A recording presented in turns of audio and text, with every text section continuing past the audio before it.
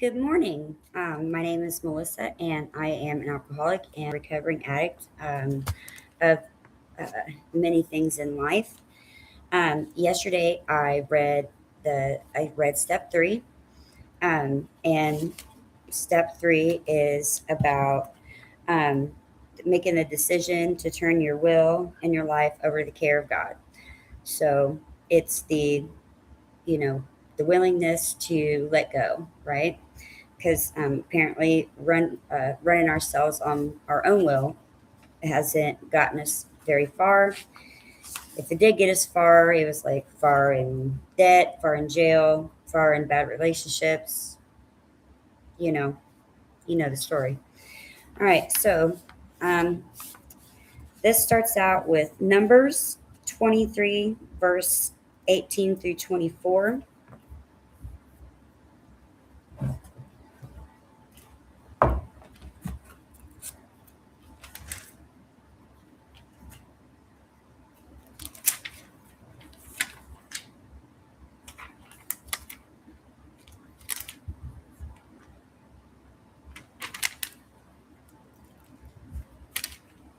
I'm almost there, guys.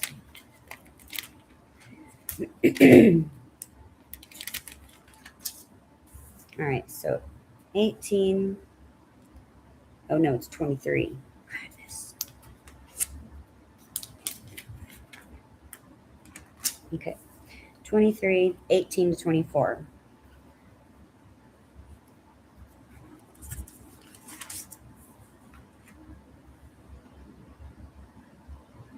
All right. So it says, this is the message. No, I'm not good with pronouncing these names. Um, this was the message Balaam delivered. Rise up, Balak, and listen. Hear me, son of Zipper, Zippor, which I think it's Zipper, but I don't know. God is not a man, so he does not lie. He is not human, so he does not change his mind. Has he ever spoken and failed to act? Has he ever promised and not carried it through? Listen, I receive a command to bless. God has blessed, and I cannot reverse it. No misfortune is in his plan for Jacob. No trouble is in store for Israel. For the Lord their God is with them. He has been proclaimed their king. God brought them out of Egypt. For them, he is as strong as a wild ox. No curse can touch Jacob. Can I'm sorry. No magic has any power against Israel. For when Jacob wonders God, what wonders God has done for Israel, these people will rise up like lioness, like a majestic lion, rousing itself. They refuse to rest until they have feasted upon prey, drinking the blood of the slaughtered. So what they're basically saying there is, they just got to put their faith in him, you know, that he can do everything that needs to be done. You just have to let go and let God, right? Okay, so the first question,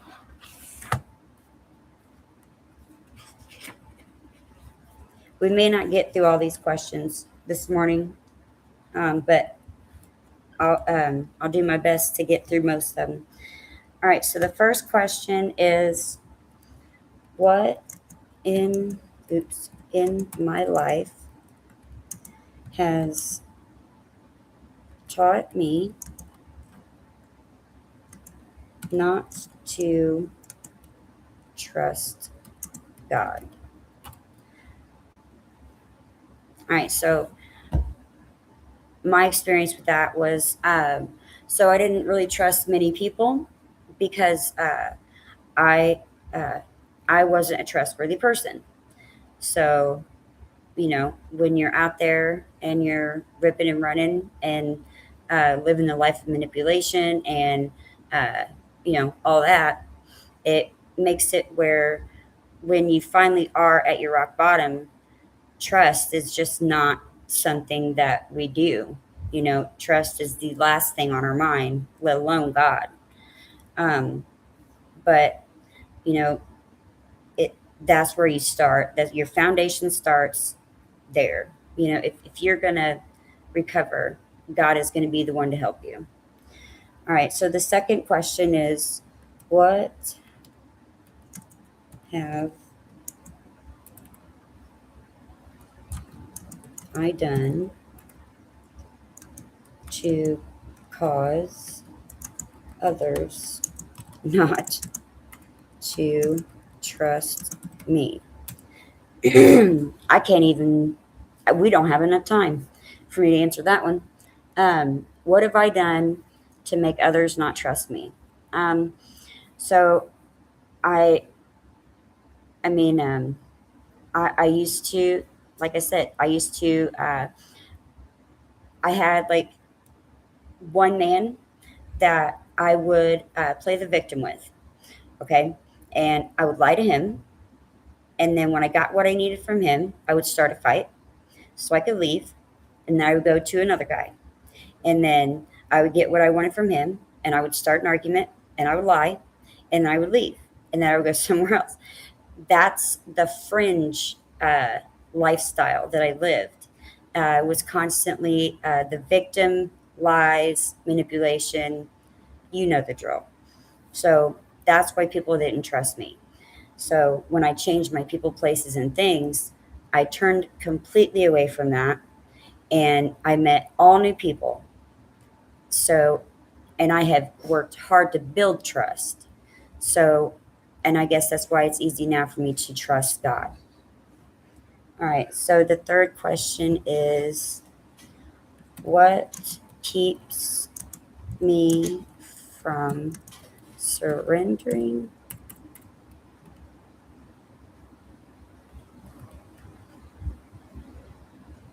to God? Oops. I'm on my laptop, so I don't like it.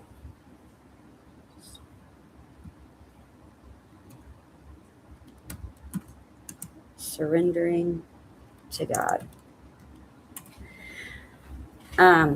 Pretty much. So my answer for that question is basically, the same one I said a few minutes ago. It was the trust thing.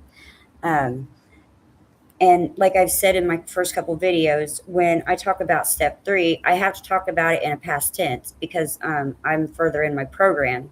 So I try to remember where I was when I was on my step 3, and I was still pretty broken, and it was pretty hard for me to find trust and faith in anything, and surrender.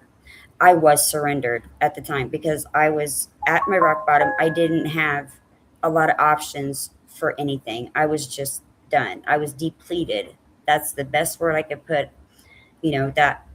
that's how I felt at that time. So surrender, I just didn't know what to surrender to. Because I was done surrendering to my addiction. I was done surrendering to the lifestyle. But if I was able to surrender to all them things, why can't I surrender to God, who is supposed to be the one who created this entire world, and has my salvation in his hands, So that's, we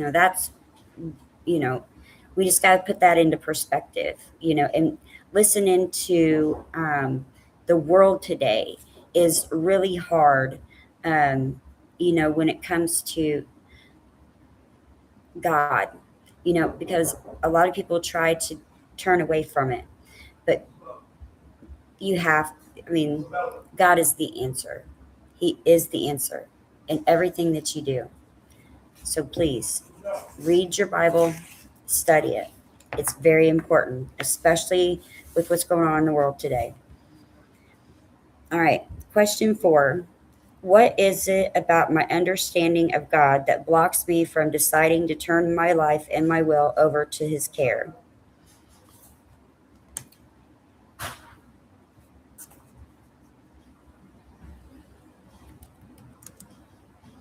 What is it about my understanding of God?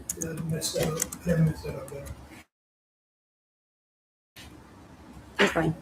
That blocks me from deciding to turn my will over to his care. All right, so I think a couple of these questions, they're asked they're really the same question. They're just asked in a different form. So, like I had just said, basically, that was my problem. Was that because I was an untrustworthy person, I was unable to trust. So, all right, how does fear affect my choices?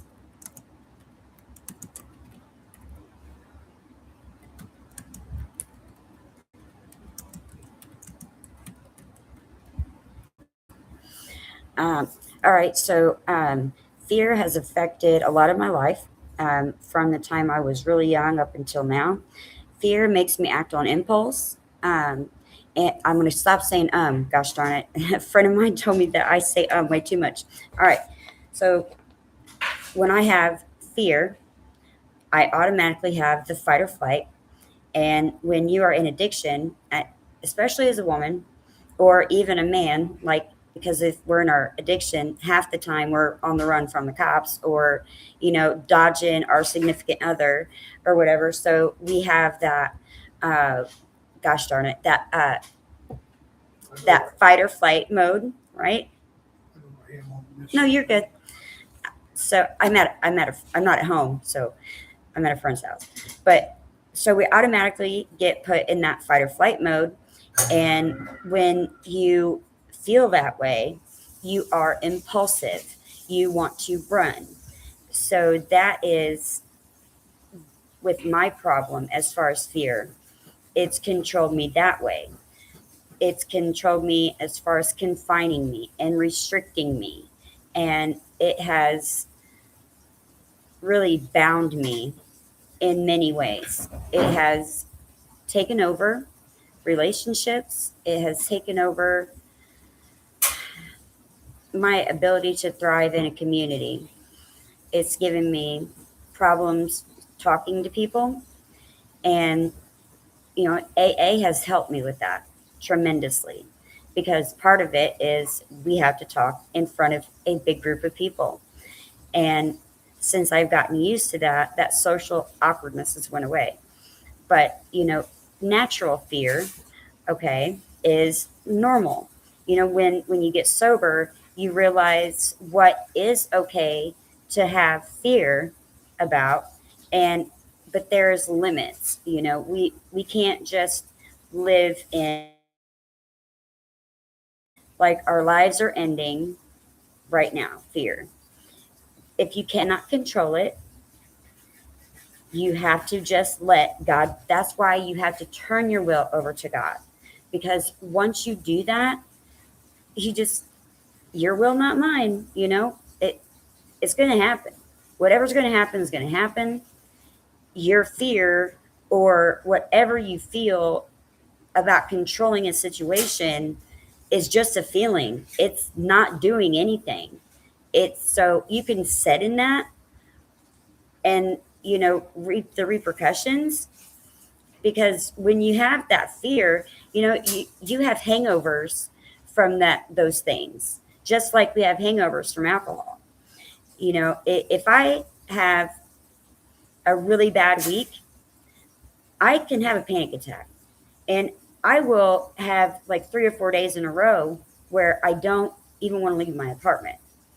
And that's why I have to pay real close attention to my mental health and the things that I do. I cannot if I am going to a meeting and I have anxiety and I don't go because of that anxiety, I've given into the fear and I've let it control me. That tells me in my brain that next time, you see where I'm going with this? Yeah. The next time you can get away with not going. And then that becomes they talk about an inner child. We have one. And it's very active, very alive back there. And, that that's a really big topic for me because it's something that really suppressed my life. And I know that in today's society, a lot of people talk about anxiety and fear. And I could make a whole nother video about anxiety and fear, and I probably will. But I'm going to do the steps first. Okay, let me take a drink.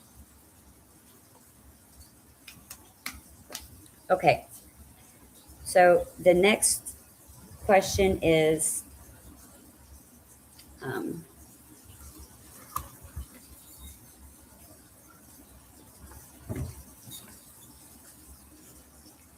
where did I get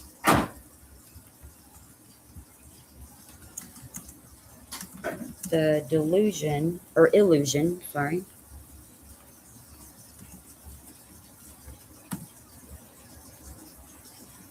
that I can control other people or my circumstances,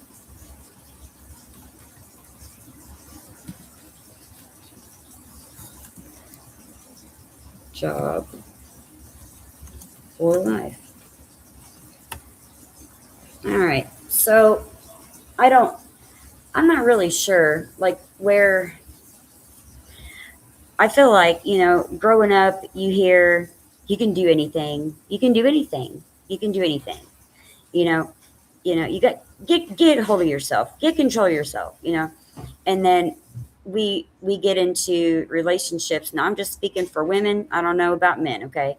But as for a woman, see, I lived under the thumb of a man for a lot of time of my life. So, and I had no control. And I hated it. I hated it. I put myself in that position, so I am the one to blame. I'll take that, right? But when it was like he pushed his thumb down so hard on me that once I was out of his control, that spring was just like I wanted to control everything. And I went through this horrible season of my life where I wanted to be the puppeteer, the puppet master.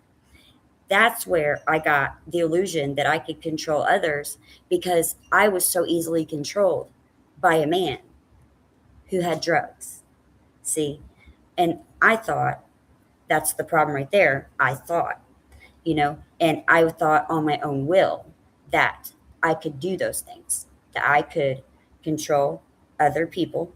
And it says in the big book, as the actor, if I could just control what he does, how they do it, if they just did everything my way, it would be perfect. If they would see how great this world would be if we all just did everything in my way, my harmony, and blah, blah, blah. But nobody wants to be around that kind of a person. And we don't realize that people don't like us until we're sitting at home and we look on Facebook and we see all of our friends hanging out and we were not invited because they don't want a puppeteer. They don't want a micromanager in their life. They probably went through similar situations and they just don't want to live like that. So they're not going to take it from their friends, right? So where you got the illusion to control other people, it could have been from your parents, and if that is the case, that I apologize. I'm sorry you went through that. But most of the time it is relationships and it is the upbringing and, control usually comes with arrogancy, egotistic attitude, and nobody likes that either. In case you're listening and you have like an inflated ego, nobody likes that. There's a difference between having confidence and being an yeah. So it's not a delicate balance. It's a big difference. So for the record. All right, so I've been on here for 20 minutes. I am going to stop here and I will finish these questions after church. I hope you guys go to church today. And if you do, say some good prayers, listen to what the preacher says and take it in. Have a wonderful rest of your Sunday.